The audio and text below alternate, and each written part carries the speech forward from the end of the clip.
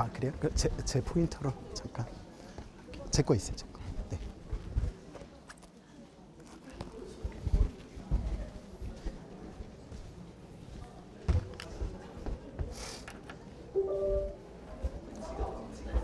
네, 소개를 받은 한국재택의료협회 유창근 사무총장입니다.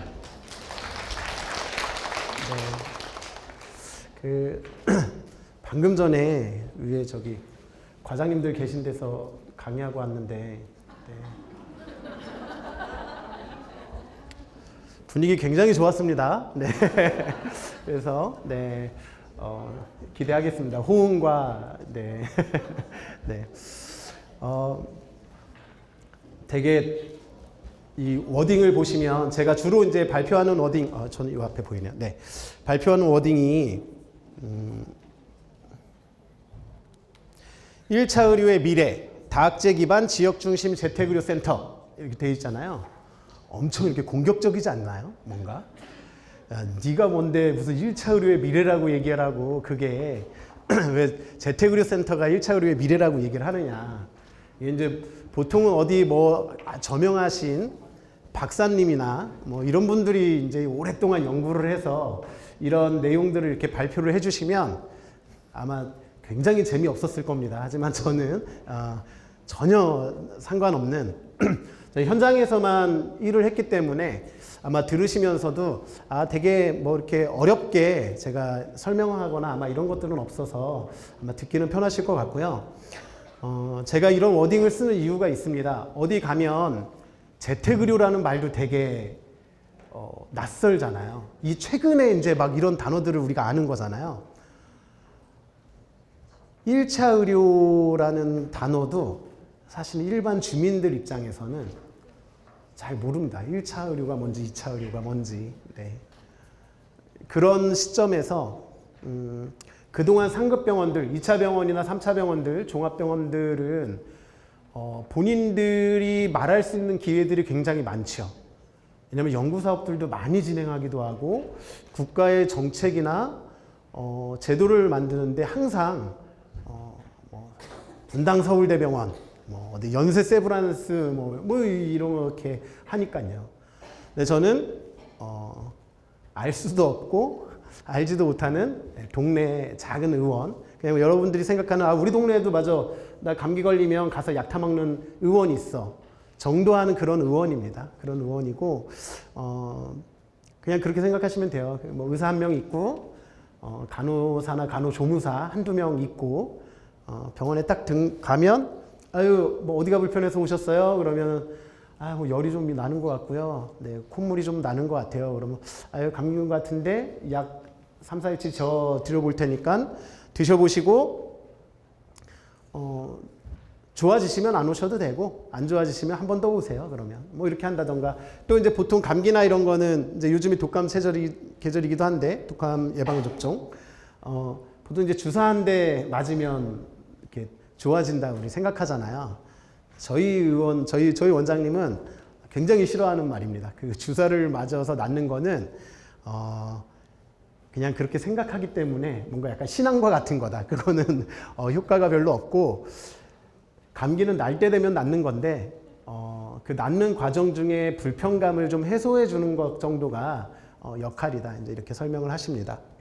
그래서 저는 조금 더 제가 짧은 시간을 이렇게 할애를 받아서 강의를 하지만 조금 더 인상 깊은 이 키워드들을 몇 개를 그래도 좀 기억하시고 가셨으면 좋겠다 이런 생각이 들어서 이런 워딩들을 사용하고 있습니다.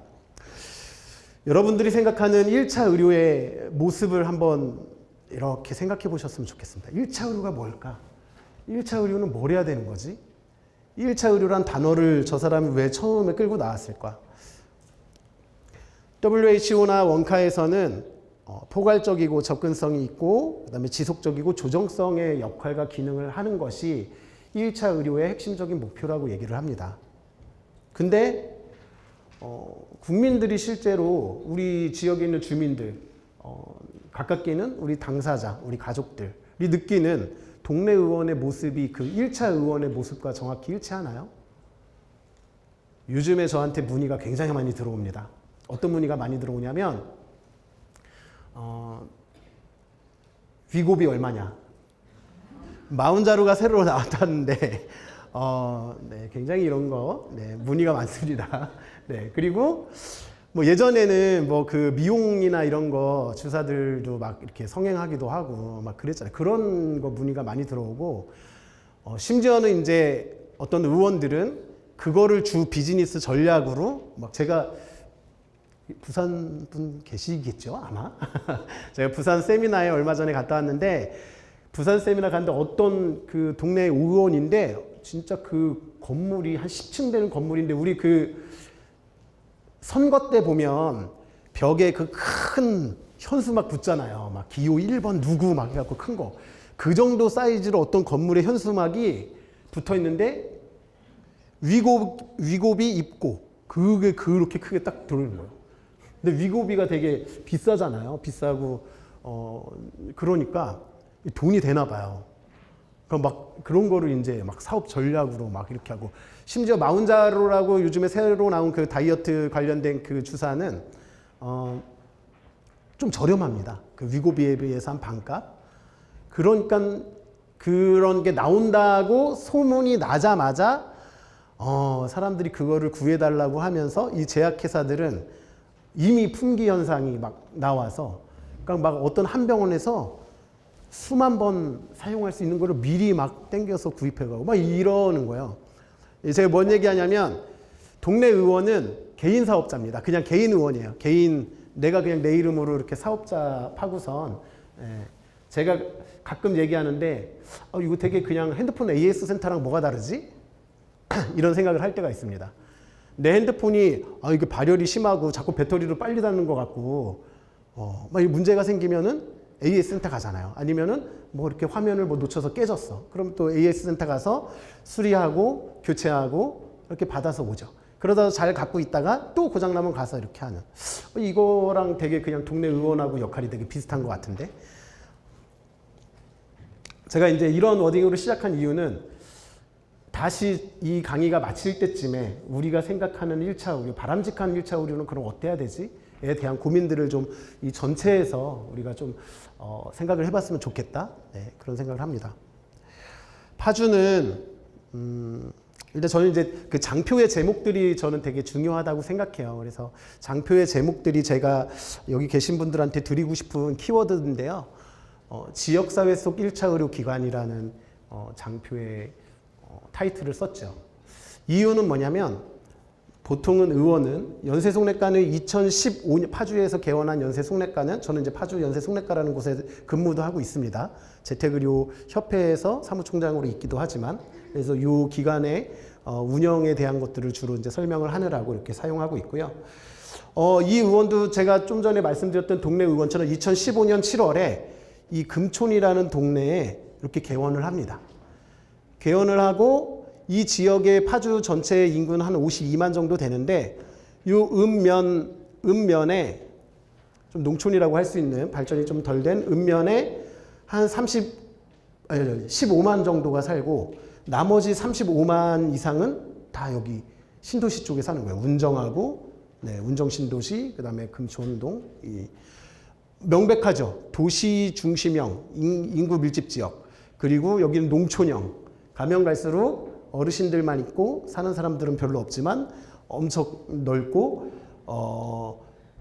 여기 요 라인 따라서는 그 민간인 통제구역입니다. 그래서 들어가려면 신분증을 맡기고 들어가야 되는 그런 곳이에요. 이런 지역에서 하는데 우리가 이제 동네에다가 내가 이제 개인 사업자야. 이게 지금 개인 사업자라고 그랬잖아요. 개인 사업을 하는데 처음에 장사할 때 아까 제가 AS 센터 갔다 그랬잖아요. 핸드폰. 어떤 거를 가장 고려할까요? 인구 밀집도 그리고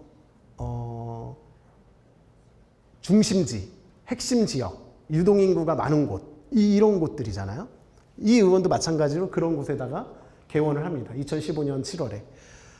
그리고 저는 이제 2019년 10월에 이 의원이 한 5년 정도 된 해에 저는 이제 그때 사회복지사로 들어가거든요. 근데 진짜 이상하지 않으세요? 이 동네 내과 의원의 사회복지사가 왜 입사를 하는지 아직도 아이러니합니다. 네. 저는 이제 이 의원이 이때 제가 갔을 때도 이 의원도 마찬가지로 의사 한 명에 간호사 한두 명에 간호조무사 한두 명 이렇게 있는 그냥 저희가 흔하게 볼 수 있는 동네 의원이었어요. 근데 제가 가게 되면서 내과 의원의 사회복지사가 최초로 우리나라에 입사하게 되는, 가족도 아니고 친인척 관계도 아닌데 입사하게 되는 우연한 기회. 역할도 뭐 사무행정, 보통은 이런 데 가면 뭐 실장님, 사무장님 뭐 이렇게 부르잖아요. 근데 저는 그런 것도 아니고 사회복지사로 여기를 들어가게 됩니다. 그럼 동네 의원의 사회복지사가 무슨 일을 할 수 있나? 이제 제가 그 장애인복지관에서도 좀 일을 했었고 지역에 있는 단체들하고도 좀 알다 보니까 저희 원장님이 장애인건강주치의라는 사업이 있는데 이 사업을 조금 활성화시켜보고 싶다. 근데 뭐 우리는 의사하고 맨날 진료실에만 있는데 지역사회에 그런 사람들을 어디 가서 어떻게 찾을지 알 수가 없다. 그러면서 너가 장애인복지관에도 있었고 장애인 쪽에 있었으니까 한번 이쪽에 사업을 하나 만들어 보는 게 어떻겠느냐. 이러면서 이제 제가 결합하게 됐죠. 들어가서 그 장애인건강주치라는 시범사업 안에, 보건복지부에서 주관하는 시범사업 안에 중증 대상자의 경우에, 중증장애 대상자의 경우에 방문 진료를 할 수 있다라는 문구가 한 줄이 이렇게 들어가 있습니다. 사업 지침에 뭐 수많은 얘기들 중에. 근데 이제 제가 그걸 보고 그래, 원래 그 장애인분들 중에 본인들이 병원에 다니셔야 되는 분들은 장애가 있다고 해서 무조건 병원을 가야 되는 건 아니잖아요. 하지만 정기적으로 관리를 받아야 되는 장애인분들은 원래 다니던 병원들이 있어요. 꾸준히. 뭐 상급병원이든 병원들이 있고 본인들이 다니는 데가 있는데 뭐 그분들을 굳이 다 우리 병원으로 오세요. 우리 병원에서 장애인건강주치하니까 우리 병원으로 오십시오. 이렇게 얘기하는 건 제가 봤을 때 별 의미도 없고 뭐 상도덕에도 좀 안 맞는 것 같고. 근데 이제 그 방문 진료를 할 수 있다라는 그 문구를 보면서 그러면 와상장애인 병원에 가기 힘드신 분들은 그럼 어떻게 가지? 태어날 때부터 선천적인 장애를 갖고 태어나신 분 중에 와상장애가 있으신 분이 있었는데 이분 나이가 한 30대 정도 됐었는데 평생 의사를 본 적이 한 번도 없어요. 저희가 갔는데 그 말을 했었어요. 그런 분들도 계시고 우리는 조금 아프면 몸이 어디가 불편하면 의원에 가서 영양제도 한 대 맞고 의원에 가서 약도 처방받고 이렇게 하잖아요. 근데 오히려 이런 장애인분들은 감기가 걸리거나 뭐 소화가 조금 불량하거나 이러면 응급차를 타고 가거나 이렇게 할 게 아니잖아요. 그러니까 뭘 하냐면 참아요. 일단 참는다. 최대한 참을 수 있을 때까지. 왜냐하면 이게 되게 무슨 뭐 생명으로 위독하다고 본인들이 느끼지 않으니까. 이것 때문에 우리가 막 차량을 대동하고 사람을 대동하고 응급차를 부르고 이럴 건 아니라고 그 가족들도 다 판단을 하니까 동네 약국에 가서 그냥 아름아름 물어봐서 동네 약국에서 약 지어다가 먹고 해요. 근데 그러다가 사실은 중증의 질환으로 이완돼서 안 좋아지시는 분들 꽤 많습니다. 저희가 그걸 보면서 이분들한텐 큰 병이 문제가 아니고 큰 질환이 문제가 아니고 진짜 우리가 별거 아니라고 생각하는 가스러운 소화불량, 감기 이런 것조차도 의료와 단절돼 있구나 이런 생각들을 하면서 저희가 방문 진료를 하게 됩니다. 방문 진료를 하다 보니까 대부분 와상 환자분들이고 와상장애인분들이고 그러다 보니까 콧줄, 뱃줄, 뭐 목에도 관을 심고 소변줄 뭐 다 하고 계시고 피딩 하시고 뭐 이런 분들이시거든요. 광급식으로 이렇게 식사하시고 이분들이 이제 뭘 해야 되냐면 이 관이 이렇게 달려 있으니까 여기는 그 보건직이 많으신가요? 복지직이 많으신가요? 보건직이 많으세요? 그럼 자세한 얘기 안 해도 되겠군요. 그 이제 튜브 관리들을 해야 되잖아요. 근데 이거를 이제 하러 가려면 원래 본인들이 뭐 민간 그 응급차를 부르던가 아니면 본인들이 가족들하고 이제 같이 뭐 택시를 타던가 아니면 자차를 이용해서 병원에 가서 교체를 하잖아요. 근데 병원에 가서 교체하는데 가장 그 어려운 게 뭐냐면 우리가 의료진의 시간을 일단 맞춰야 됩니다. 나랑 예약돼 있는 시간에 뭔가 수원에 있는 모 병원에 2시까지 오십시오. 그러면 2시에 가서 내가 왔다라는 걸 접수를 하고 그 과에 가서 기다리고 그 과에서 대기하다가 거기 뭐 파란색 따라서 가서 검사 받고 오세요. 초록색 선 따라가세요. 빨간 선 따라가세요. 그럼 그거 막 따라갔다가 오고 갔다 오고 검사하고 검사한 다음에 교체하고 막 이러고서 가잖아요. 그럼 하루가 이렇게 지나가거든요. 슬쩍. 이게 환자나 환자 가족, 환자를 돌보고 있는 돌봄 종사자들, 특히 장애인 활동 지원사나 요양보호사, 맞춤형 생활 도우미들은 그런 일을 내가 해주고 싶어도 실질적으로 해주기 어려운 상황이기도 하고, 정말로 내가 해준다 하더라도 시간이 오버가 됩니다. 보통 요양보호사가 한 3시간 정도씩 이렇게 있는데 3시간 정도 안에 그 모든 것들이 끝나면 같이 가서 그래도 내가 좀 도와드릴래 해서 하면 상관이 없는데, 내가 이분 모시고 병원 갔다 오면 5시간이 지나. 할 수가 없는 거예요, 실질적으로. 되게 어렵게 하시죠. 그런 상황들이 되게 어려우시고. 근데 이제 저희가 가니까 그런 거는 있습니다. 그분들이 우리한테 시간을 맞춰야 되는 게 아니라 의료진이 환자의 시간에 맞춰야 되는 거예요. 그래서 저희가 몇 시에 가면 그 가족분이랑 계십니까? 아니면 요양보호사나 돌봄 종사자랑 계십니까? 수요일 오후 2시에 계신다고요? 그럼 저희가 그때 저희 원장님하고 저희 의료진이 가겠습니다. 이렇게 하고 그분은 그냥 있던 장소에서 편안하게 계시면 저희가 방문해서 모든 카테터 관리들도 다 해드리기도 하고, 네, 저희는 뭐 PEG나 이런 것들도 다 저희가 교체를 그냥 집에서 다 합니다. 그러니까 사실은 이분들이 그전에는 시간적으로 힘들었던 것, 그 다음에 경제적으로 어려웠던 것, 그리고 여러 사람들을 대동해야 됐던 일들, 그러면서 본인도 지치고 가족들도 지치는 이 일들을 벗어나서 너무 달라진 거예요. 와, 이렇게 너무 편하다. 변화가는 거죠. 이 경험들이 이제 생기기 시작합니다. 근데 저희 의원은 이제 여기 보면은 뭐 밑에 막 직원들이 뭐 이렇게 막 있다. 저희는 이제 그 의원인데, 아까는 제가 처음에 갔을 때는 한 몇 명 안 된다 그랬는데 지금은 직원이 40명이 됐어요. 직원이 40명이 됐고, 저희가 RM만 18명 있고요. 의사는 5명이었는데 한 분은 전공이 이번에 이제 복귀하면서 들어가시고 4분의 의사 선생님들이 있습니다. 사회복지사도 3분 정도가 있고, 작업치료사도 2분, 영양사도 있고, 뭐 이렇게 이제 구성원들이 있어요. 뭐 행정하는 분들도 있으시고. 그러니까 이제 아까 동네 의원이라고 분명히 얘기를 하고, 의사 1명에 간호사 1-2명 있고 간호조무사 있다 이렇게 얘기했는데, 이제 달라지죠. 자꾸 얘기가 바뀌고. 네. 근데 이 방문 진료를 하면 이제 여기 계신 분들도 딱 보통 방문 간호 하시잖아요. 보건소에서.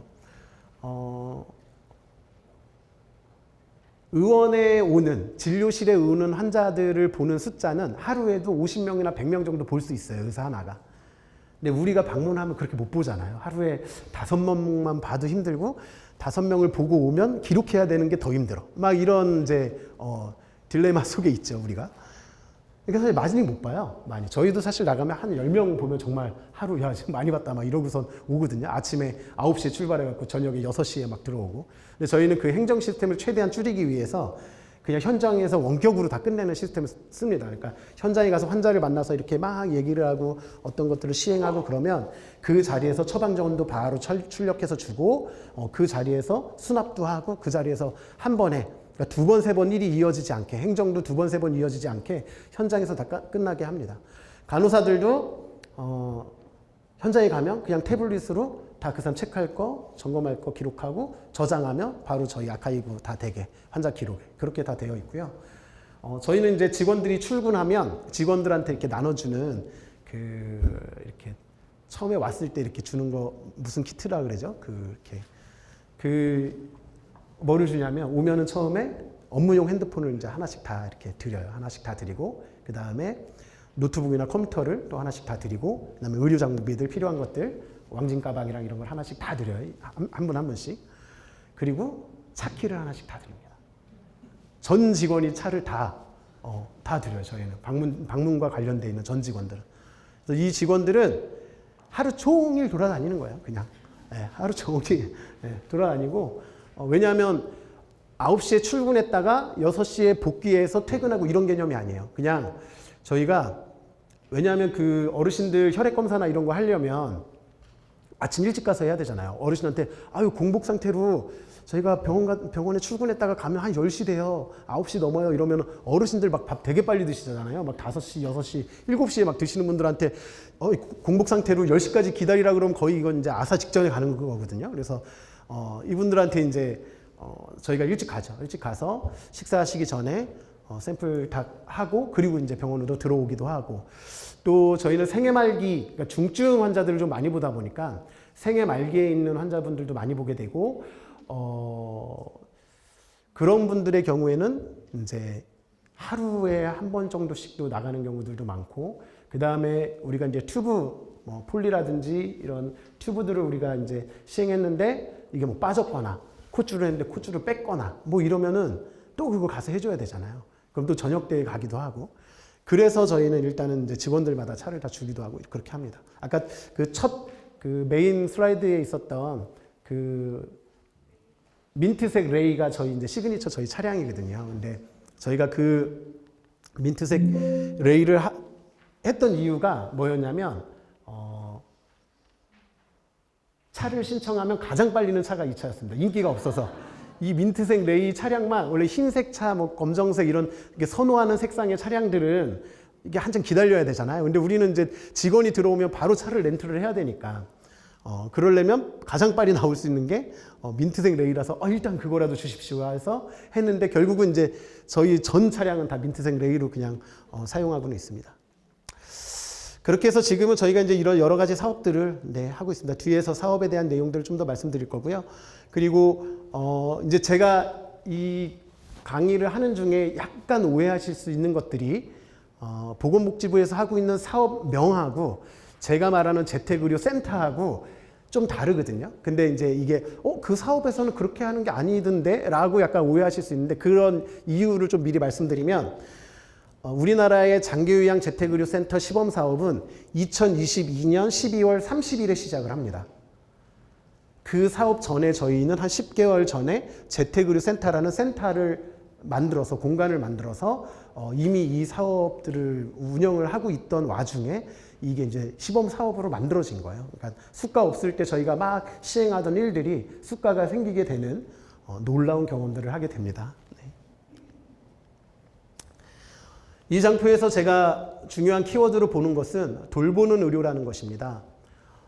보통은 제가 이제 그 의료진들 앞에서 이 강의를 하는 경우가 되게 많거든요. 지금은 통합돌봄의 이슈가 있다 보니까 지자체 담당자분들이나 이런 분들이 되게 궁금해하고 재택의료가 그럼 뭐냐, 재택의료를 어떻게 신청하고 재택의료를 우리가 어떻게 우리 지자체에서 이용할 수 있고 활용할 수 있느냐 이런 것들이 궁금하지만 의료인들 입장에서는 돌보는 의료라는 개념이 굉장히 좀 어색한 이상한 단어이기도 합니다. 왜냐하면 의료는 대부분 치료적 관점으로 많이 접근들을 하고 있어서 이기도 합니다. 보건소는 물론 좀 다른 예방적인 차원도 있고 좀 다른 측면들이 있긴 하겠지만 보통 우리가 얘기하는 동네 의원이나 병원들은 치료하는 거죠. 어떤 이슈가 생기고 이벤트가 생겼을 때. 그래서 약을 처방하고 다시 그분이 정상적인 일상생활을 할 수 있게 만들어주는 것들이죠. 하지만 저희가 말하는 돌보는 의료는 치료할 수 없는 것들에 대한 이야기를 하려고 합니다. 이게 의료진들, 의사들한테는 되게 이상한 얘기인 거예요. 치료가 안 되는데 왜 의사들이 개입을 하고 내가 뭘 해줘야 되는 거지? 이로 가는 거거든요. 네. 근데 아마 제 앞전에 우리 김창우 원장님이 아마 얘기해 주신 거 들으셨으면 알겠지만 치료적인 관점보다는 사실은 돌봄의 관점이 필요한 이거는 그냥 패러다임인 거예요. 이게 우리가 이 고령사회가 되면서 당연히 그게 중요해지는 거가 되는 거예요. 예, 이게. 그 이유들은 이제 계속해서 얘기하면서 말씀드리겠습니다. 보건복지부에서 중심적으로 시행하고 있는 중심 사업들은 한 이 세 가지 정도가 됩니다. 방문 진료를 바탕으로 한 사업만 말씀을 드리면 그리고 동네 1차 의원들이 할 수 있는 방문 진료만 말씀드리면요. 장애인 건강주치 제가 아까 말씀드렸던 이런 시범사업이 있고 그러니까 1차 의료 방문진료 시범사업이 있어서 이거는 한의사나 1차 의원 의과 의사선생님들도 양방의 의사선생님들도 다 할 수 있는 방문진료를 그래서 한의가 한 2,000개 정도 있고 이제 양의가 한 1,000개소 정도가 전국에 설치가 되어 있습니다. 그러니까 아주 특이한 거는 장애인 건강 주치 사업은 의원이 없어도 됩니다. 내가 의사 면허만 있으면 나 장애인 건강 주치 하고 싶어 그러면 내가 하겠다라고 등록을 하고 활동을 할 수 있습니다. 의원이 없어도. 1차 의료 방문진료 시범사업은 의원이 신청을 하는 거고 우리 의원은 방문진료도 할 거야. 라고 해서 방문 진료를 하겠다고 신청서를 내면 그냥 할 수 있는 거예요. 네. 지금 한창 신청서를 공모하고 있는 기간인 건 알고 계시죠? 28일까지. 그래서 아마 오늘 이런 강연들 끝나고 아마 지자체 돌아가시면 지역의 의사회나 한의사회하고 이야기하셔서 지역에 있는 의원들이나 한의사들이 방문 진료를 1차적으로는 어느 정도 참여할 수 있게 만들어주는 어떤 모멘텀을 좀 이렇게 갖춰야 되겠죠. 그런 것들이 중요한 시즌이고요. 재택의료센터 시범사업은 조금은 다릅니다. 1차 의료 방문진료 시범사업에 참여하고 있는 의원 중에 우리는 장기요양 재택의료센터 시범사업을 한번 해보고 싶어. 장기요양 수급자들을 대상으로 하는 방문진료를 정기적으로 하는 사업을 나는 하고 싶은데 이 사업의 신청은 지자체에 하게 돼 있습니다. 보통은 노인과에 있는 장기요양팀에서 받으세요. 접수를. 어떤 지역들은 보건소에서 받는 데들도 있고 이거 지역마다 조금씩 다르긴 한데 거기서 받아서 지역에서 이미 이제 품평을 한번 합니다. 이 신청한 의원이 그 전에 행정적으로 어떤 문제가 있었던 기간은 아닌지 지역에서 어떤 윤리적인 문제라든지 철학들을 우리가 같이 갈 수 있는 분들인지 아닌지를 조금 점검을 하고 신청을 우리가 안 할 수도 있고 할 수도 있죠. 지자체에서는. 그러고 나서 하지만 이제 뭐 안 하게 되면 또 수많은 민원과 이런 거에 시달릴 수 있으니까 일단 이제 패스 넘기는 경우도 아주 뭐 너무 심한데 아니면 이제 올리겠죠. 올리면 복지부나 건강공단이나 심평원에서 또 다시 평가를 합니다. 그때도 또 품평을 하죠. 여기가 잘하고 있는 기관인지 행정조치를 받은 적이 없는지 이런 것들을 다 해서 지정을 해주는 형태입니다. 복지부가. 그러니까 복지부에서 지정을 해주지 않으면 내가 아무리 하고 싶어도 할 수 없는 사업이에요. 이 얘기는 굉장히 중요한 얘기입니다. 왜냐하면 이제 동네 의원들하고 이렇게 일 많이 해보신 적이 없으시죠? 왜냐하면 의원의 개설자가 오너이잖아요. 그럼 결정권자가 의사이기도 하고 오너이기도 합니다. 근데 그 오너이자 결정권자는 병원도 운영을 해야 되기 때문에 시간을 많이 낼 수가 없어요. 우리는 6시면 퇴근해야 되는데 이 의원의 원장님들은 6시까지 진료를 보고 그 중간에는 얘기를 할 수 있는 시간도 사실은 만나기도 힘들고 얘기를 할 수 있는 시간들도 많이 없잖아요. 사실 의원들하고 뭐 자주 만날 뭐 일이 없죠. 뭐 우리 대상자 누가 갑자기 발생하면 잠깐 동네 의원에 모시고 가는 정도야 뭐 있겠지만 우리가 같이 어떤 사업을 같이 해봅시다 이런 말을 해볼 수 있는 적이 별로 없었잖아요.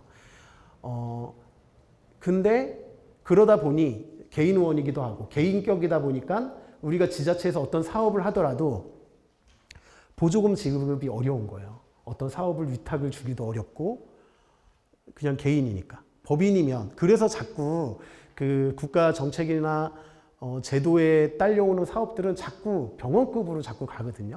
근데 병원급으로 가게 되면 뭐 장점도 있지만 또 거기에서 우리가 충족되지 않는 어려움들도 또 있을 수가 있어요. 그래서 이 개인 의원들 중에 재택의료센터로 지정된 곳들은 우리 지자체만큼은 이런 곳들하고는 어떤 같이 할 수 있는 어떤 행정적인 절차들을 다시 고민해 봐야 되겠다라는 생각들을 제가 과장님들한테 해보라고 말씀들을 해놓고 왔어요. 네. 그래서 아마 오늘 과장님들하고 같이 오셨던 직원분들은 이제 귀찮은 일들이 지자체에 돌아가시면 야 그것 좀 해봐 이렇게 하실 수도 있다라는. 네. 그리고 저희가 이제 기타 컨소시엄 사업 때문에 이 얘기를 드리기는 했는데 결국은 이제 이 세 가지 사업은 보건복지부에서 주관하고 있는 사업들이고요. 이 컨소시엄 사업들은 뭐 지자체하고 저희가 한다거나 아니면 다른 기관들하고 같이 네트워크하면서 만들어내는 사업들을 저희가 하고 있습니다. 이 장애학성 의료적 지원 사업 혹시 아시나요? 특별건강 지원 사업? 이게 이제 경기도 교육청에서 지원하는 사업인데요. 그 장애인 학교들이 있잖아요, 지역에. 저희 지역에도 자운학교라고 이제 장애인 학교하고 고양시에 있는 홀트 학교 뭐 이런데 저희가 간호사를 4명 정도 파견하고 있습니다. 학교에 장애 아이들이 이제 수업을 듣죠. 수업을 이제 발달장애 아이들이 대부분인데 수업을 많이 듣고 이렇게 하는데 최중증 학생들이 있습니다. 그러니까 석션을 해줘야 되는, 피딩을 해줘야 되고 도뇨를 도와줘야 되는 그런 학생들 많지는 않지만 그런 학생들이 있습니다. 그러면 그런 학생들을 보건간호사가 해주냐? 못하죠. 왜냐하면 보건간호사는 사실은 그 학교 전체에 있는 학생들의 보건과 위생, 뭐 이런 것들을 시기별로 교육이나 이런 것들을 주로 관리하는 일들을 하고 있고, 제가 말씀드렸던 아주 이런 학생들에 대해서는 누군가가 계속 옆에 의료인이 좀 붙어 있어야 되는 상황이니까, 그래서 저희는 그 학교에 간호사를 저희가 파견합니다. 그래서 아이들이 등교하는 시간에 같이 가서 아이들 등교할 때부터 같이 옆에 있어주고, 때려서 뭐 아이들 막 산소포화도도 왔다 갔다 해요. 심지어는 막 70대까지 떨어지는 경우들도 막 있고요. 그래서 응급 상황이 생기면 빨리 응급 처치해서 응급차 불러서 빨리 보내는 그런 역할들, 이런 것들을 주로 하고 있고, 점심시간 되면 피딩 이렇게 해주는 것도 하고 있고, 그런 일들을 하고 있습니다. 뭐 이런 것들이 이제 지역사회와 의원이 함께 할 수 있는 일들 중에 한 가지죠. 이건 뭐 저희가 이제 이렇게 하고 있다는 거고, 그 다음에 시도 협약 사업들 중에 좀 전에 말씀드렸던 특별건강지원사업, 그 다음에 여기 파주에서 오신 분들도 제가 만나봐서 너무 이렇게 반가웠어요. 오늘 딱 오자마자 바로 뵈갖고, 파주에는 그 파주형 통합돌봄 사업인 희망플러스 돌봄 사업이라는 사업하고, 그 정기적으로 두드림데이라고 해서 그 전수조사 비슷하게 지역의 읍면동에서 발견해내면 저희가 찾아가서, 근데 저희가 그런 집들 가보면 대부분 보호자도 없고 아무 보호 체계가 없고 갑자기 어디서 툭 튀어나오신 분들이 간혹 계시더라고요. 그래서 그런 분들은 가보면 정기적으로 집에서 관리할 수 없는 경우들이 많아서 바로 119에 입원을 시키거나 그런 경우들이 굉장히 많습니다. 그 외에 이제 취약계층 어르신들 중에서 만성질환을 갖고 계시다. 그래서 이분들을 정기적으로 방문간호와 방문진료, 지금은 저희는 방문재활까지도 같이 하고 있는, 정기적으로 하고 있는 사업들입니다. 그리고 지역에 있는 정신건강복지센터하고 함께하고 있는 협진사업이 있는데요. 이 협진사업은 어떻게 만들어졌냐면, 어느 날 그 남동생이 찾아옵니다. 그 동생이 그러니까 그 정신질환을 갖고 있는 형을 모시고 사는 동생이 이제 병원으로 찾아왔는데, 이 정신건강진흥법이 생기면서 되게 이제 막 예민해졌잖아요. 이분들의 실태, 처우 막 이런 것들을 막 확인하면서, 그러면서 가족이 대리 처방을 못 받게 이제 하는 거예요. 그래서 꼭 당사자가 병원에 와서 약 처방을 받을 수 있게 해줘야 되는데, 이분이 이제 그 형이 중학교 2학년 때 폐쇄병동에 이제 입원을 한 거예요. 정신질환, 조현병 진단을 받고 한 달을 입원을 했는데, 퇴원하고 나서 트라우마가 생겨서 그 다음부터는 이제 집 밖으로 나가는 거에 대한 극심한 저항이 있습니다. 막 자해를 하고 집 밖으로 나가려고만 하면, 현관문을 열면. 그러니까 이 동생이나 이 가족들은 뭐 형이 저렇게 날리고 곧 큰일 날 것 같으니까 정기적으로 이제 그 정신병원에 가서 약만 리피트 해오는 거예요. 가족이 가서 약만 대리 처방을 받아서 오는데, 이분이 중학교 2학년 때 그 병원에 입원해서 이제 그때부터 이제 대리 처방을 받기 시작하는데, 저희가 만나러 갔을 때 55세였어요. 30년 동안을 중학교 때 처방받았던 똑같은 약을 이 환자를 얼굴도 못 봤던 의사가 계속 리피트해서 약을 처방하고 있었고, 이 환자는 얼굴도 모르는 의사가 처방해주는 그 약을 30년 동안 먹고 있었던 거죠. 근데 이제 그것까지는 우리가 몰랐어. 뭐 어쨌든 모르는 상황이었으니까. 근데 우리가 어떻게 알게 됐냐? 이제 이 동생이 막 불현하게 저를 찾아온 거예요. 이때가 이제 환자를 꼭 봐야 된다. 안 그러면 우리 병원도 이제 약 못 준다. 가족은 난리가 난 거죠. 아, 우리 형 데리고 나가면 큰일 나는데. 그러니까 우리한테 이제 왔는데, 저희 내과거든요. 내과인데, 저기 형 그 정신질환이 있어서 조현병 약을 먹는데 이거 처방해 줄 수 있느냐. 일단 법으로는 처방해 줄 수는 있어요. 처방해 줄 수는 있지만 이제 애매한 거죠. 이거를 내가 처방을 해줘도 되나, 내가 해줘서 이게 뭔 도움이 되나. 근데 이제 가족들은 이제 뭐 막 이렇게 바짓가랑이 잡고서 매달리는 거예요. 뭐냐면, 아니 뭐 어쨌든 여태까지 30년 동안을 똑같은 약을 받아다 먹었는데 그냥 똑같은 약 처방해 주면 되는 거지. 어쩔 수 없이 그래서 저희가 한두 달 들어가면서 이제 똑같은 약을 28일씩 이렇게 이제 처방을 해주죠.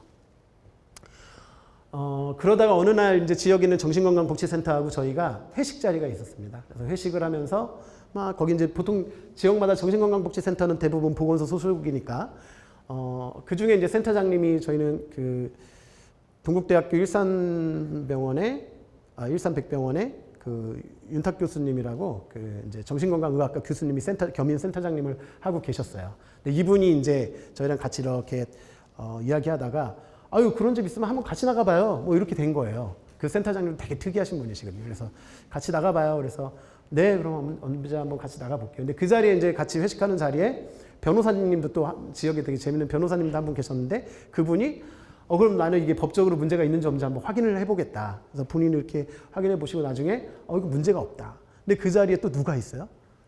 사회복지사들이 있잖아요. 사회복지사들이 잘하는 거. 좋아, 이거 사업으로 만들어야 되겠다. 그래서 이제 사업이 된 거예요. 사업이 돼서 이런 환경에 놓여 있는 사람이 꼭 그분만이 아닐 거다. 비슷한 분들이 많을 거다라는 것들을 저희가 이제 확인하게 되고 그리고 이미 그 정신건강복지센터에는 등록되어 있는 환자들 중에 약 관리가 잘 안 되거나 증상 관리가 잘 안 되는 이런 환자들이 있잖아요.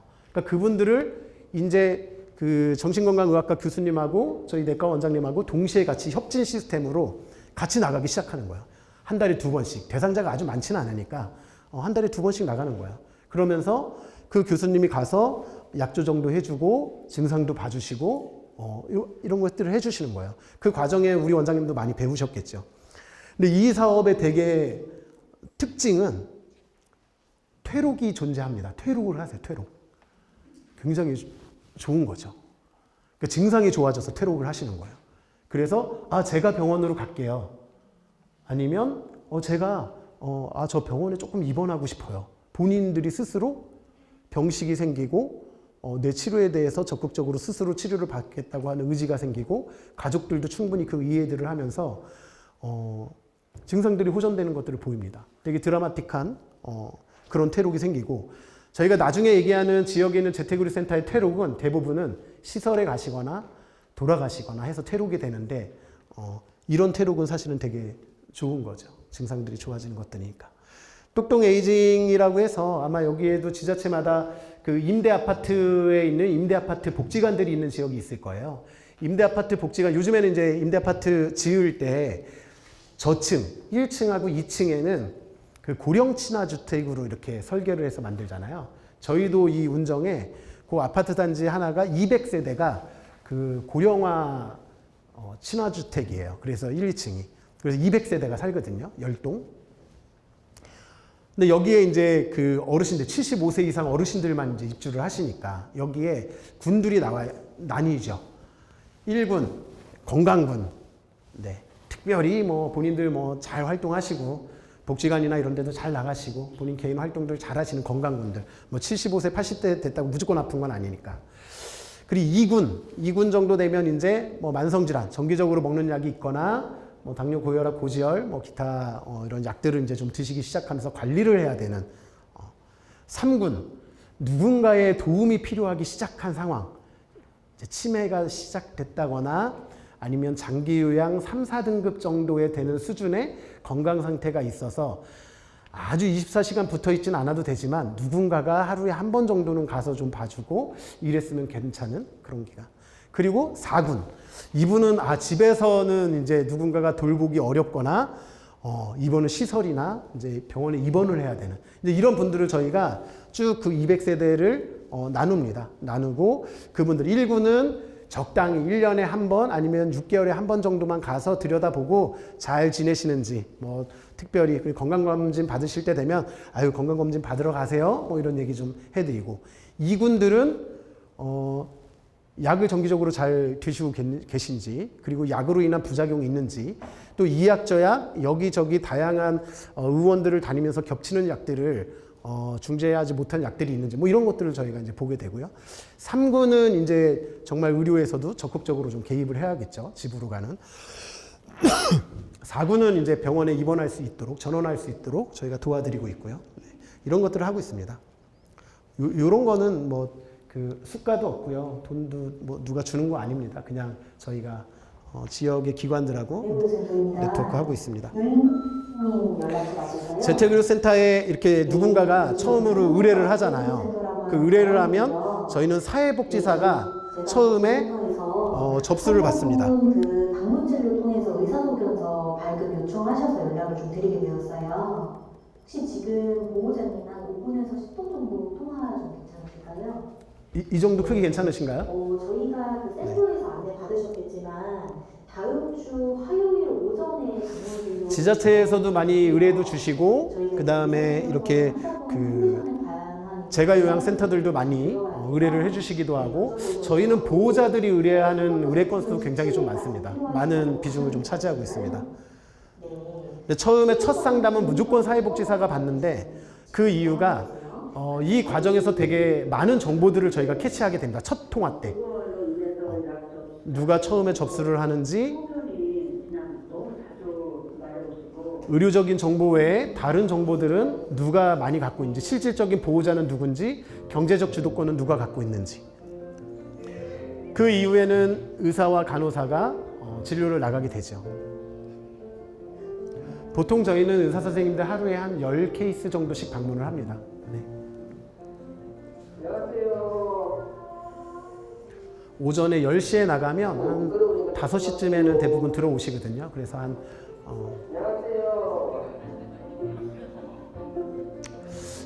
이번 주 월요일에 이 어머님이 돌아가셨어요. 그래서 이 아버님이 아침에 울면서 찾아오셨더라고요. 그래서,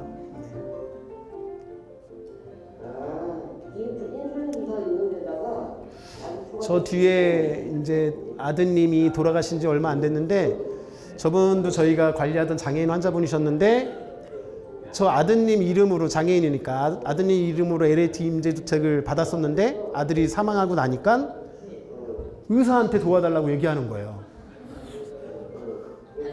난감한 의사한테 굉장히 난감한 네. 김창호 원장님이야 워낙 특이하셔서 그렇지만 보통의 의사들은 난감합니다. 저런 네. 그걸 왜 나한테 얘기합니까? 네.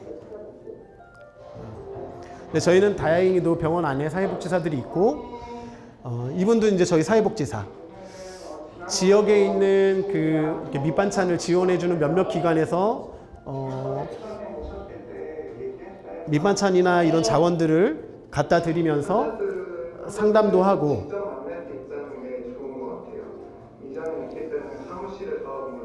우리가 제공해드리고 있는 서비스에 대해서 다른 필요한 게 없는지 아니면 의료진들에게는 말하기 어려운 다른 어려움은 없는지 이런 것들을 저희가 상담하고요. 이거는 이제 그 간호사가 단독으로 방문하는 네, 상황입니다. 근데 여기 계신 분들은 다 보건소에 계시니까 아마 방문 간호나 이런 것들은 굉장히 익숙한 그림이라고 아마 생각이 됩니다.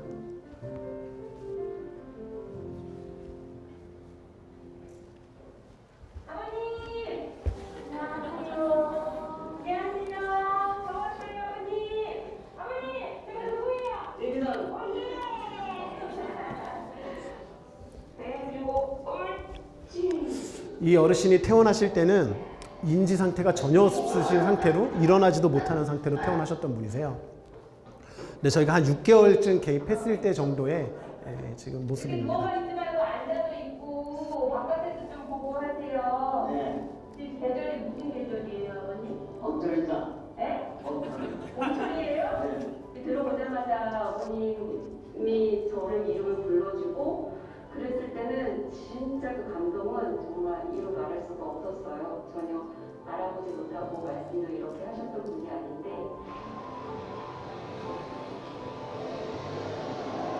네, 저희 민트색 차량이요. 네. 그럼 재택의료는 아까 전에 이제 치료적 관점은 아니다.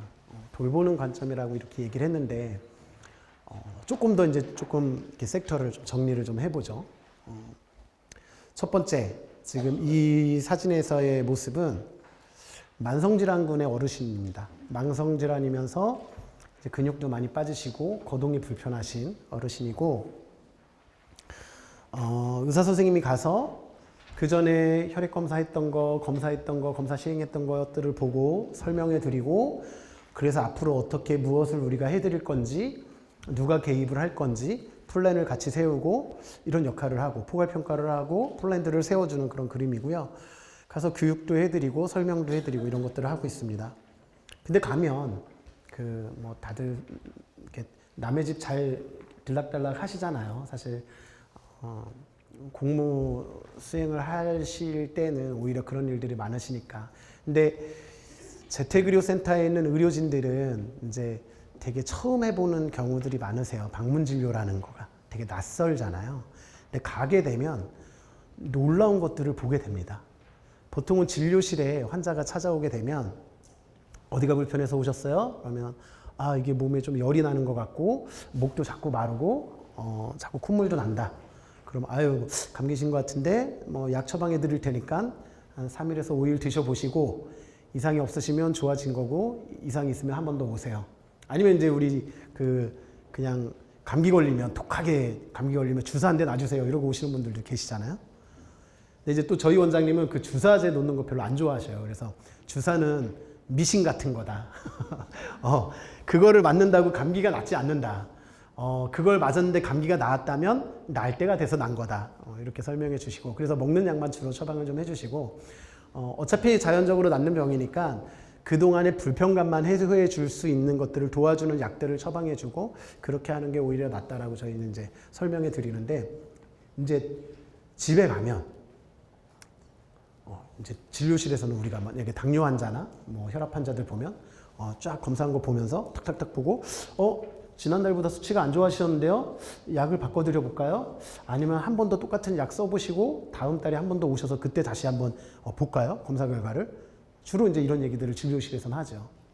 근데 집에 가면 내가 지금 약을 처방해 준 게 문제가 아니에요. 집에 가면 내가 알 수 없는 수많은 약들과 이미 유통기한이 엄청 오래 지난 약들과 그 다음에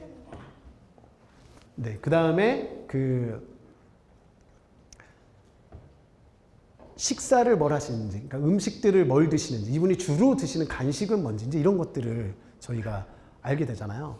가보면 나는 밥을 공복에 계세요. 그랬는데 갔는데 혈당이 높아. 왜 혈당이 이렇게 높지? 아무것도 안 드셨댔는데 우리는 고구마는 먹었지, 밥은 안 먹었지만, 네.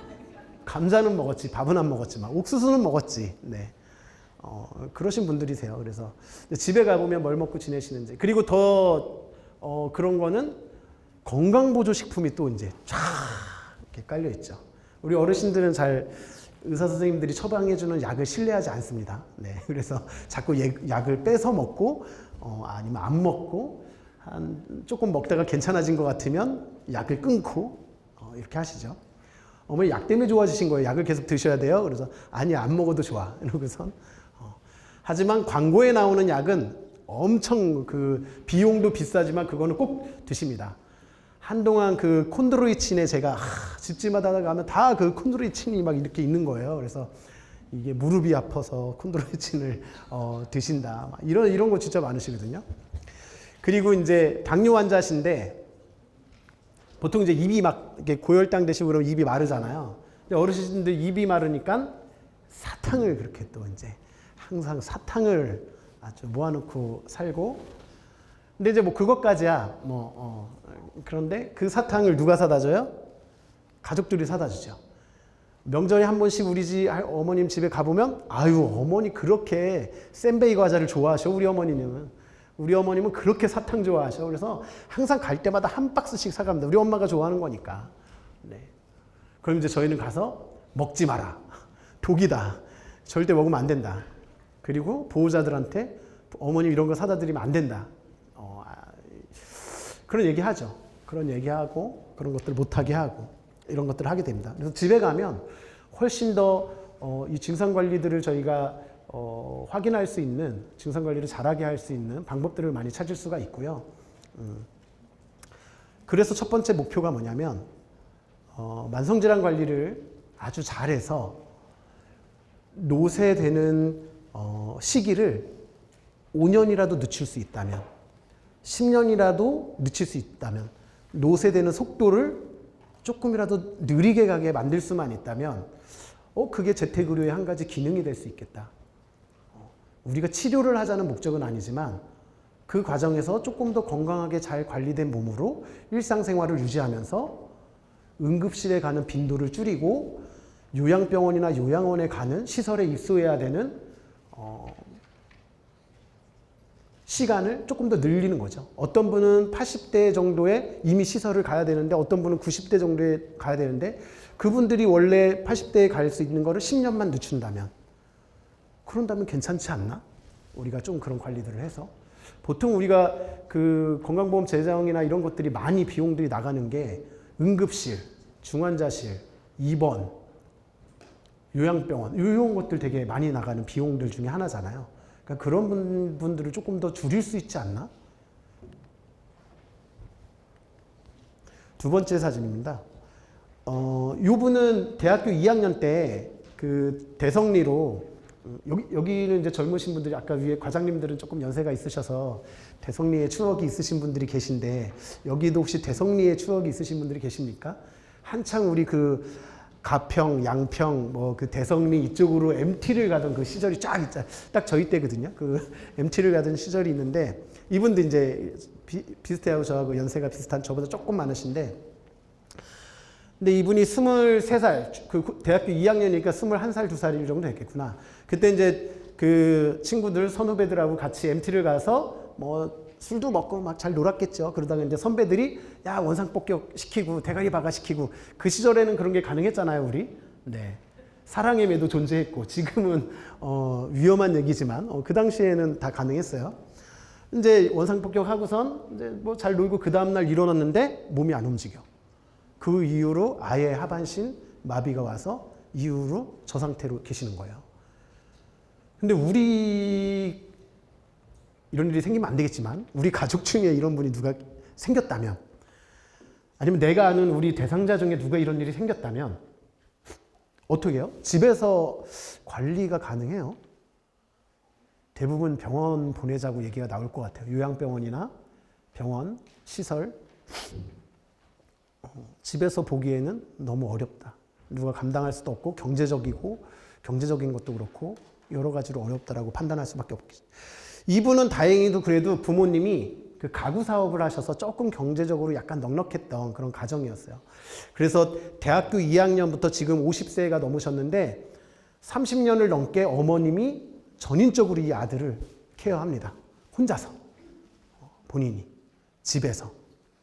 그리고 이분은 어머님은 이제 2년 전에 돌아가셨어요. 그래서 지금은 누나가 또 돌보고 있고, 근데 이분은 이제 요 코에 마우스 센서를 이렇게 달고 계세요. 그래서 코를 이렇게 움직여서 요 뒤에 보이는 저 화면이 그 컴퓨터 모니터예요. 그래서 이걸로 카톡도 주고받기도 하고, 영화를 보기도 하고, 또 음악을 또, 이분 약간 이제 감성적이신 분이신가 봐. 전 되게 극티거든요. 근데 이분은 되게 감성적이신가 봐요.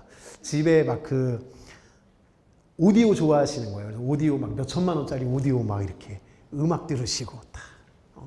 그리고 이분 와인도 드시고 회도 드세요. 집에서. 엄마가 이렇게 해서 이렇게 갖다 주면 먹고 이렇게 와인도 이렇게 해서 먹고 네, 다 하십니다. 물론 어머님의 전인적인 케어도 있고 그리고 이게 우리가 병원이나 병실 시설이 아니라 내 집, 내 방에서 누릴 수 있는 거죠. 만약에 제가 어느 날 어떤 사고로 인해서 아프다면 저도 이러고 싶어요.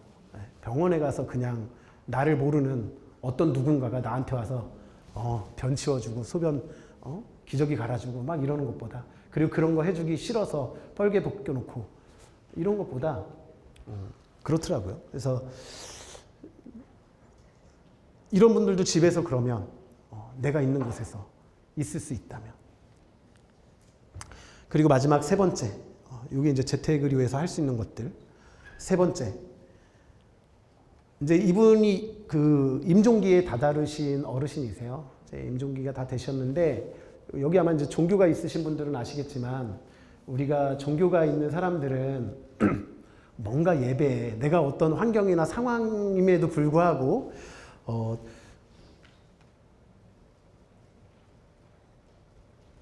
만약에 이렇게 예배를 못 드리고 막 이러면 이제 마음에 뭔가 죄를 진 것 같은 약간 그런 마음들이 이렇게 생기잖아요. 이분도 이제 마찬가지예요. 한 이제 누워 계신 지 2, 3년 되셔갖고, 좀 목사님이 기도를 해주셨으면 좋겠다. 내가 죽기 전에 기도를 좀 받아보고 싶다. 이렇게 요청하시는 거예요. 그래서 저희가 지역에 있는 의사 선생님을 찾아서 목사님을 찾아서 목사님 우리가 보는 환자분 중에 이러이러한 분이 계십니다. 그랬더니 목사님이 그런 일은 우리가 해야 되는 역할이죠. 우리가 할게요. 이러면서 이 집에 찾아주셔서 기도도 해주시고 예배도 같이 드려주시고 찬송가도 불러주시고 뭐 종교는 다양하니까 스님이 갈 수도 있고 신부님이 갈 수도 있고 여러분들이 갈 수 있겠죠. 근데 그런 것들을 하시는 거예요. 그런 것들을 해주시고 그래서 이날은 이 어르신이 너무 기분이 좋아서 본인이 목사님한테 우리한테 사진 찍어달라고 그래서 이 사진을 꼭 남기고 싶다고 그래서 목사님하고 따님하고 환자분하고 같이 찍으신 사진이세요. 죽는 걸 꼭 병원에서 죽어야 될 필요도 없고요. 마지막 임종을 꼭 집에서 해야 된다라는 것도 없습니다. 근데 제가 여기서 얘기하고 싶은 건 선택이 가능하다면 그 선택도 없는 것보다는 선택이 가능하다면 선택을 할 수 있게 해줄 수 있는 방안이 되지 않을까. 재택의료에서는 충분히 저희는 그 재가 임종 사례가 굉장히 많습니다. 저희는 대부분 재가 임종하시고요. 저희가 오랫동안 방문하면서 생애 말기에 계신 분들은 그 가족들한테 설명해 드려요. 아마 임종 시점이 오면 이런 증상들이 나타날 거고 이런 이벤트들이 나타날 텐데 그때 이렇게 행동하시면 되고 이렇게 준비하시면 됩니다. 그리고 그런 상황이 오면 저희가 더 자주 방문하겠습니다. 간호사들은 하루에도 한두 번씩 더 가고 의사도 이틀에 한 번씩은 가겠습니다.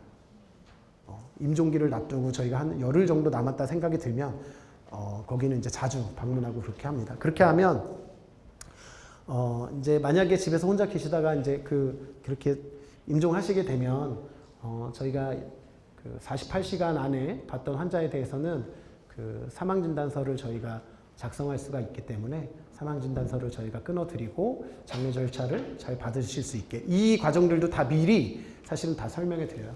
제가 어느 날 어떤 분이 이제 연락이 왔어요. 저희 환자분들 중에 우리 아버님이 갑자기 오늘 아침서부터 먹은 걸 다 토해내시고 뭐 아무것도 못 드신다. 물을 먹어도 물도 토하시고 다 토하신다는 거예요. 그래서 왜 그러신지 가봤거든요.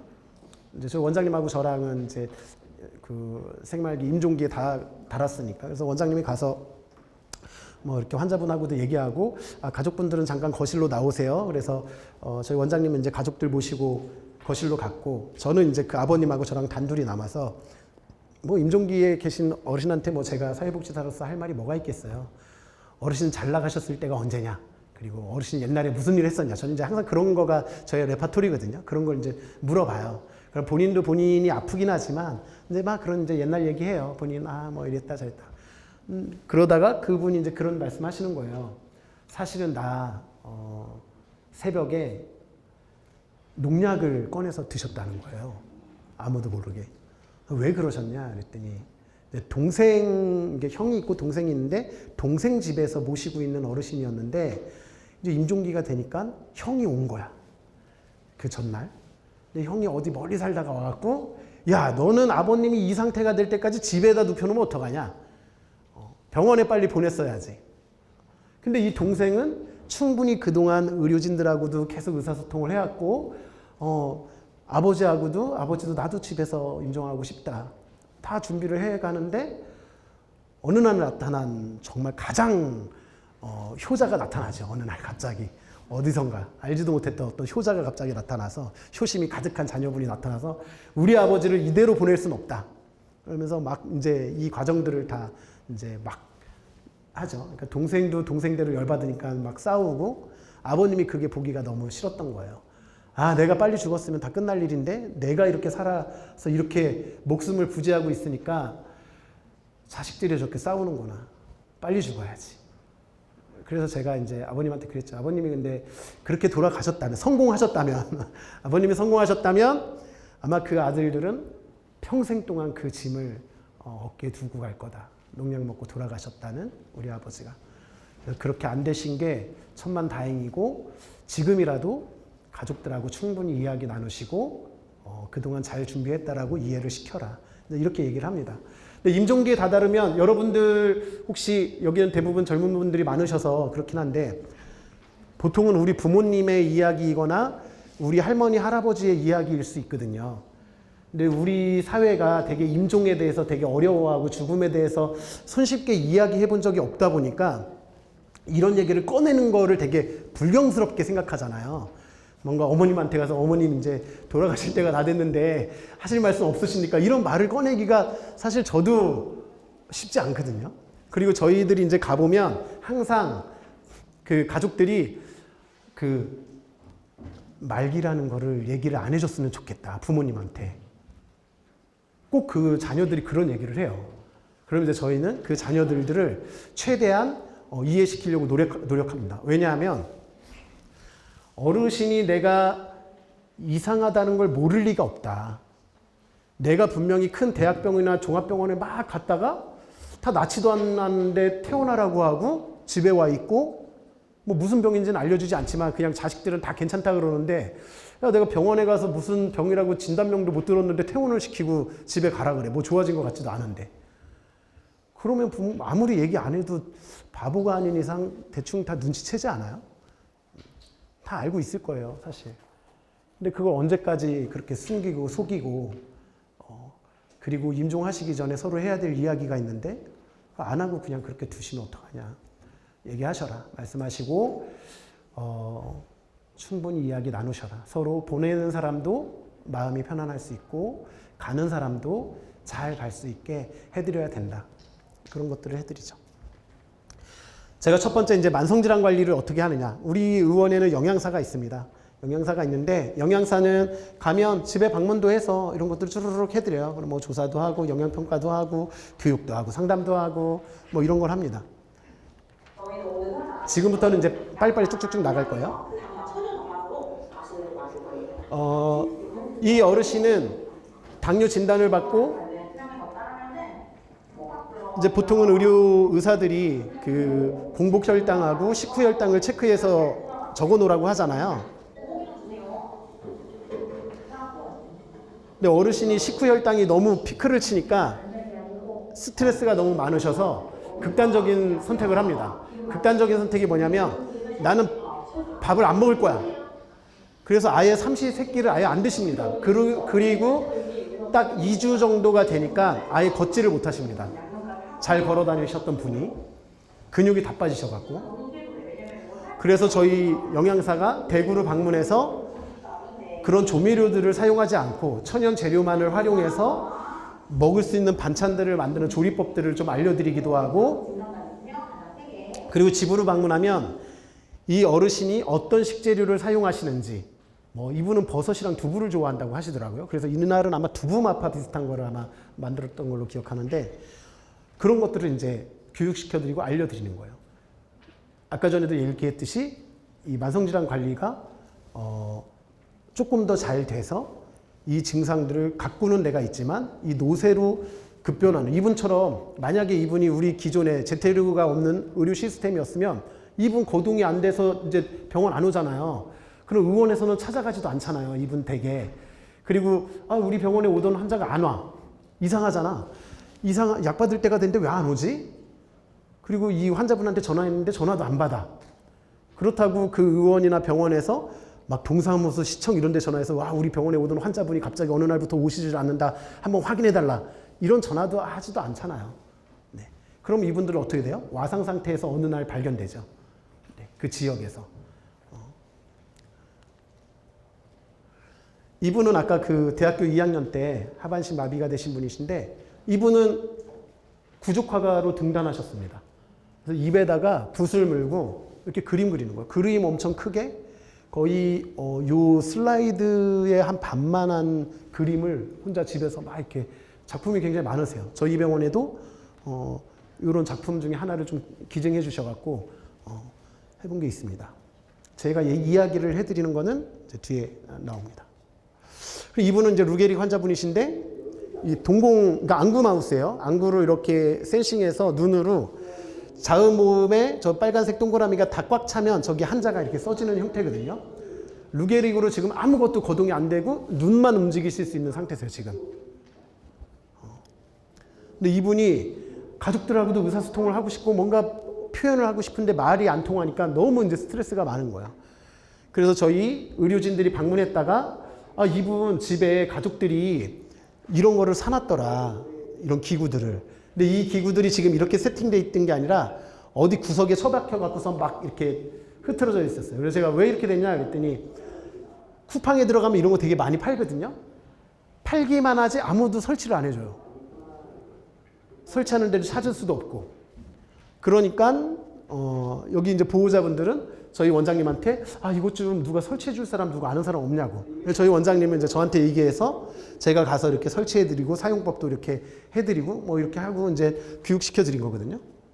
그러고 나니까 이분이 지금은 그 루게릭이라서 이 안구 범위도 굉장히 좁고 그리고 한 곳에 머무르는 것도 초점을 잡는 것도 잘 못 하시는데 계속 훈련을 하셔서 어느 날 저희가 방문 진료 갔을 때 저희 원장님한테 이제 이런 메시지를 전화시키기도 하고 가족들한테도 필요한 것들을 간단한 단어들만 이용해서라도 하실 수 있는 거예요. 이거는 저희가 완전 와상인 환자분이신데 이제 저희 방문 작업치료사, 저희 방문 재활도 하고 있는데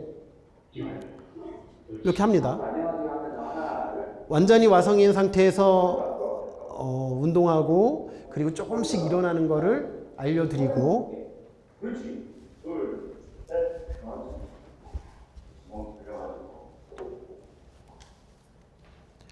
혼자 일어날 수 있게 도와드리고 자꾸 훈련을 시켜드리는 거예요. 그리고 아까 처음보다 굉장히 많이 좋아지셨죠. 운동.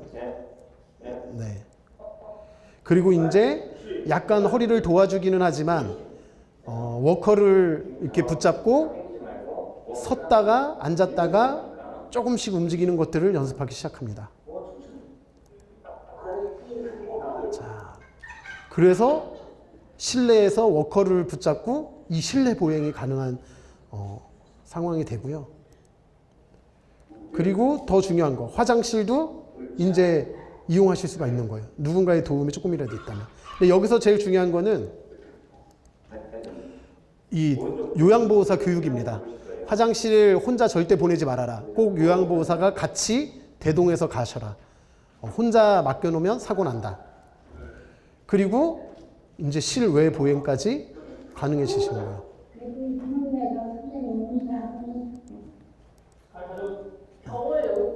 네. 보통은 아까 그 와상 상태에서 이 어르신들한테 되게 만연히 뿌려져 있는 게 어떤 심리냐면 이제 내가 어느 날 뭐 뇌경색이나 아니면 낙상으로 인해서 고관절이 부러지거나 퇴원하고 나서 집에 누워 있으면서 다시 일어나서 재활을 할 수 있을 거라는 생각을 잘 못 하세요. 특히 고관절 수술하면 요즘에 이틀이면 수술한 병원에서 퇴원시킵니다. 올해도 아니 일주일, 옛날에는 한 2달 정도는 그래도 입원시키면서 재활도 시켜주고 그랬거든요. 근데 요즘에는 수술시키면 한 이틀밖에 나가라 그래요. 나가라고 하고, 그리고 이제 동네에 있는 그 요양병원 중에 재활하는 요양병원 같은데 가서 거기서 하세요. 치료 받으세요. 뭐 이렇게 하거나 아니면 우리 병원에 오실 거면은 일주일에 2번씩 오셔서 받아라. 뭐 이렇게 하시는데 처음에 한두 달은 어떻게 오셔요. 뭐 누가 도와줘서 오시고 뭐 택시 타고 오시고 뭐 누가 어떻게 해서라도 이렇게 와 병원에 좀 도움을 받아. 근데 조금 이제 뭐 요양병원에도 한 2달 정도는 입원해 계시면서 훈련을 받아요. 근데 2달 정도 되면 이제 스스로 조금 일어나서 이렇게 워커 잡고 걷고 이런 게 되거든요. 그럼 이분들이 무슨 생각을 하냐면 나 이제 이런 데 안 와도 돼. 누가 도와주지 않아도 돼. 나 혼자 집에서 할 수 있어. 왜? 맨날 올 때마다 가족을 데려와야 되고 돈도 많이 들어가고 시간도 많이 들어가고 가면 1시간밖에 안 하고 오는데 또 가면은 그 지역은 그 병원은 세팅된 환경에서 훈련하고 집에 오면 내가 있는 주거 환경은 전혀 다른 모습이야. 도움이 별로 안 되는 것 같아. 그러니까 나 지금 일어났다 앉았다 할 수 있으니까 나 집에 가서 이제 집에서 나 혼자 스스로 할게. 근데 스스로가 잘 되나요? 잘 안 되지. 잘 안 되면 어떻게 되냐면 이분이 원래는 그런 낙상이 있기 전에는 활동을 잘하니까 많이 먹어도 소화도 잘 되고 이랬던 분이 이제 활동이 떨어지니까 소화도 안 되고 먹는 것도 자꾸 먹기 싫어지고, 그럼 먹는 양도 줄어들고 활동도 줄어들고 근육이 떨어지니까 못 움직이고 먹는 건 더 떨어지고 소화 하나도 안 되고 그냥 자연스럽게 다시 퇴행이 돼요. 자연스럽게. 그러면서 이제 누워서 아유 이게 다 늙어서 그런 거지 뭐. 그 과정이 한 1년, 2년 정도 걸리는 것 같아요. 그러고 나면 이 어르신들은 이제 그렇게 탁 누웠을 때 무슨 생각하냐면 아 내가 늙어서 이런 거지.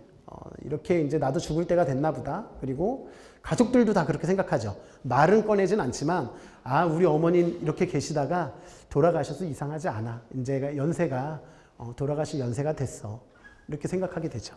그래서 만연합니다. 우리가 그냥 이렇게 누워 있다가 돌아갈 거라고 생각하지. 아까 그 재활 치료를 통해서 내가 막 재활을 하고 내가 일상생활로 다시 돌아갈 수 있다라는 아예 그런 생각들을 자체를 못 하십니다. 그래서 이제 반려견을 해서 암 치료, 암 수술 잘 받고 그리고 가능할 것 같다. 저희가 봤던 이제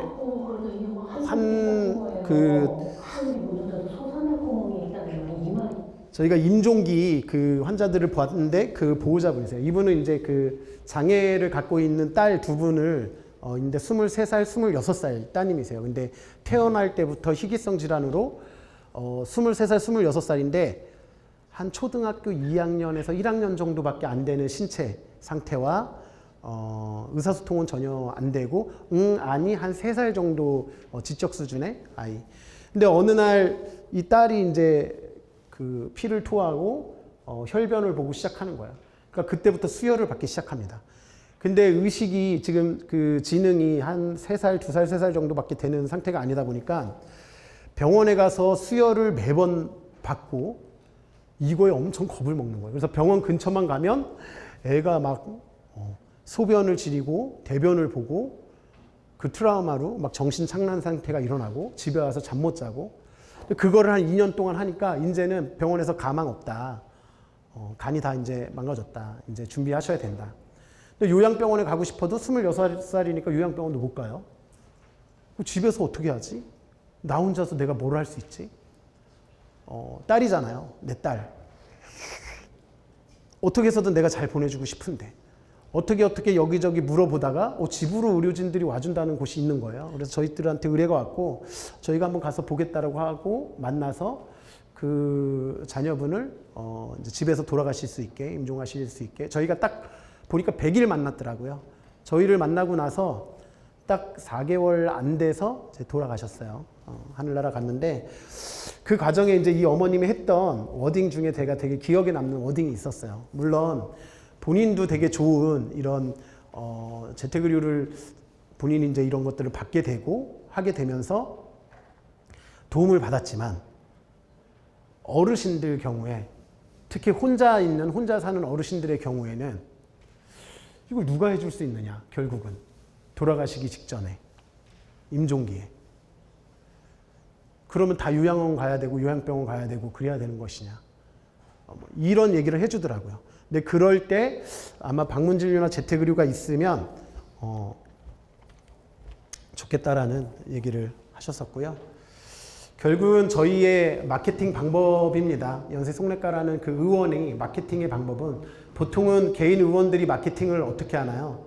그 복지관 행사나 어버이날 행사, 뭐 삼계탕 이런 행사 많이 하잖아요. 복날 되고 이러면. 그럼 그때 이제 내가 뭐 한의사인데 한의원을 개원했어. 그러면 이제 파스 이만큼 가지고 가죠. 그래서 어르신들 식사하시고 나오시는 어르신들한테 파스를 돌리기도 하고 뭐 이런 거 해요. 근데 뭐 그거 받는다고 그 병원 가나요? 사실 안 가지. 저희의 핵심적인 마케팅 전략입니다. 저희가 아까 얘기했던 방문 재활, 뭐 방문 영양, 그 다음에 뭐 아무튼 그 여러 가지 뭐 아까 뭐 그 정신 협진 막 이런 것들 있잖아요. 저희 아무 수가 없이 하는 겁니다. 그리고 처음에 얘기했던 이제 저희가 개인 의원이다 보니까 뭐 지자체에서 그런 어떤 보조금 사업이나 위탁 사업들을 전혀 할 수 없기 때문에 그냥 저희가 월급 주고 고용해서 그냥 하는 거예요. 왜? 그럼 왜 하냐? 돈도 안 되는 거를 왜 하고 있느냐? 이 환자한테 필요하니까 하는 거예요, 그냥. 우리한테 필요한 게 아니라 제공자에게 필요한 게 아니라 당사자한테 필요하기 때문에 해야 되는 거예요. 그 당사자한테 하기 위해서 그럼 의사 혼자 내가 모든 걸 결정하고 내가 모든 걸 다 해줄 수 있느냐? 그것도 아니잖아요.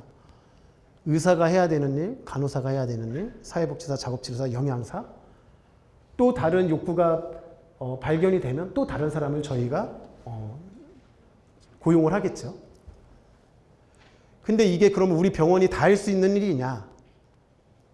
아까 지역에 있는 그런 목사님을 만나는 일, 임대 아파트를 다시 연장하는, 돌아가신 아들을 대신해서 다시 부모님이 살 수 있게 바꿔주는 일들, 이런 행정적인 일들, 이런 것들은 그럼 누가 해줘야 되지? 이건 지역사회의 기관들하고, 뭐 우리가 치매안심센터라든지 정신건강복지센터라든지 중독관리 지원센터라든지 뭐 이런 곳들하고 우리가 해야 되는 일들이에요. 뭐 시니어 클럽이라든지 여러 가지. 네. 그래서 결국은 처음에 얘기했던 치료적 관점이 아니라 돌봄의 관점에서의 의료는 지금의 여기 계신 선생님들한테도 혼란스럽고 저거를 우리가 어떻게 이걸 어디서부터 시작을 해야 될지 어려울 수도 있지만 의료인들은 더 낯선 일입니다. 뭔가 이 지역사회랑 같이 뭘 한다라는 이 개념 자체가 굉장히 어려운 일이라서 그래서 보통은 저는 이제 의료진들한테 많이 이런 얘기들을 하고 있고요. 저희가 이제 사회복지사들이 주로 지역에서 지역 행사도 참여하고 통합사례회의도 참여하고 저는 이제 지역사회보장협의체 통합돌봄분과의 분과장이기도 하고 저희는 사회복지사 3명인데 저희 지자체 그 협의체 사업에 다 참여하고 있어요. 협의체에 다 참여하고 있고 그 다음에 저희는 사회복지협의회에도 회원기관으로 들어가서 복지기관들하고도 계속 사업들을 진행하고 있고 결국은 지역사회에 의료라는 하나의 기관이 더 만들어지고 그게 같이 모였을 때 시너지가 납니다. 저희가 작년에 이제 다 함께 차차차라는 죄송합니다. 너무 길게 제가 원래 5시까지 하는 걸로 돼 있는데 죄송합니다. 훌륭한 강사는 원래 아주 일찍 끝내주는 강사라 그랬는데 저는 훌륭한 강사는 아니라서 이 어르신들이 집에서 대부분은 오랫동안 1년, 2년, 길게는 3, 4년도 집안에서 혼자 계시는데 이분들이 날마다 볼 수 있는 새로운 이벤트는 결국은 날마다 와주는 이 요양보호사 선생님이라든지 아니면 생활도우미 선생님, 맞춤형 생활도우미 선생님, 장애인 활동 지원사, 아니면 보호자, 아니면 TV 이런 거밖에 이분들의 낙이 없거든요. 네. 이분들한테 저희가 노래자랑을 열 거다. 좋아하는 노래를 한 곡씩만 준비해라. 그러면 우리가 상을 주겠다.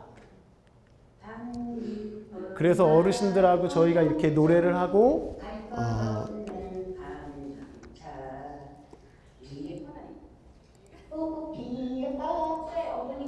이분이 이제 1등 하신 어르신인데 이렇게 1등 하신 어르신한테 저희가 상장도 주고 상품도 주고 이렇게 합니다. 근데 이제 저렇게 하고 나면 결국은 저 영상들은 가족들이 다 갖게 되고요. 그리고 저 어르신들은 다 본인들이 1등 했다고 생각하세요. 왜냐하면 저희가 모든 어르신들한테 다 드리기 때문에 저분들이 서로 만나실 일이 없거든요. 그래서 다 드리고 되게 좋아하시고 내년에도 우리 이거 한번 하자. 그러니까 이분들의 되게 건조했던 그 삶 속에 되게 그 하나의 되게 재밌었던 그래서 저는 어떤 일이든지 우리가 일을 계획할 때는 항상 마지막에는 해악이 있어야 되고 재밌어야 된다. 저희가 아까 전에 얘기했던 니네 의원은 수가도 없는데 왜 그런 것들을 니네가 도대체 하는 거냐. 저희는 이제 원장님하고 저는 재밌으니까 한다. 그래서 사실은 그 이상한 원장님들을 전국에 있는 원장님들을 요즘에 계속 찾아다니고 있습니다. 그런 이상한 생각들을 갖고 있는 사람들을. 근데 저희가 협회를 만든 이유는 이게 정말 희생적이고 시혜적이고 아주 좋은 마음으로 하는 그런 의사 선생님들을 찾으려고 하는 게 아니라 지금 이 의료를 공부하는 학생들이나 이런 사람들도 나도 나중에 내가 현장으로 나갈 때는 나도 내가 할 수 있는 여러 가지 뭐 미용하는 의원도 있을 수 있고 내과도 될 수 있고 외과도 할 수 있고 여러 가지들이 있지만 그중에 나도 재택의료센터를 한번 해보고 싶은데 저는 재택의료센터가 뭐 우리나라에 몇만 개가 생기는 건 필요 없다고 생각하고요.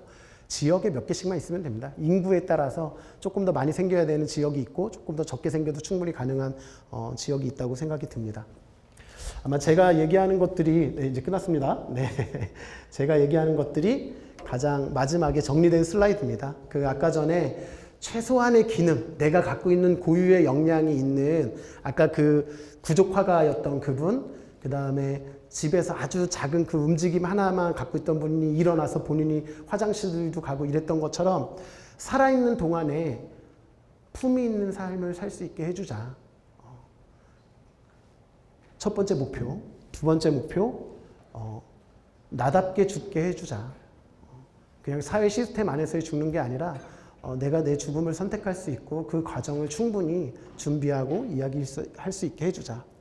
마지막, 그래서 우리가 이런 것들을 하면서 결국은 건강보험 재정이나 이런 재정들을 좀 안정성을 확보해서 결국은 우리가 다음 세대, 지금 우리 세대나 우리 다음 세대 이제 청년들이 이런 서비스를 받아야 될 때 이런 재정에 대한 고민들을 조금은 덜하게 만들어주자. 그런 것이 재택의료센터의 역할이라고 저는 생각하고 이런 목표대로 네, 일들을 하고 있습니다. 궁금하신 것들은 나중에 저희 협회 그 홈페이지 접속하시면 저희들 뭐 연락처랑 이런 건 다 공개가 돼 있으니까 네, 연락해 주시면 됩니다.